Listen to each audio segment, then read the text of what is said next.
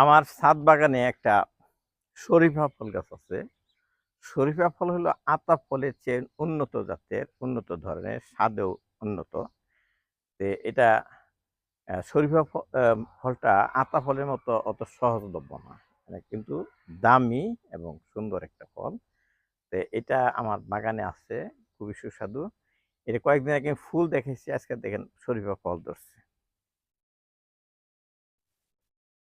এটা ফুল, এই যে ফুল পড়তেছে, আর একটা ফল ধরছে, এই যে দেখেন, এটাই হলো শরীফা ফল। এটা ধরেন একটা কমলা বা আপেলের চেয়ে বড় হবে, সুন্দর।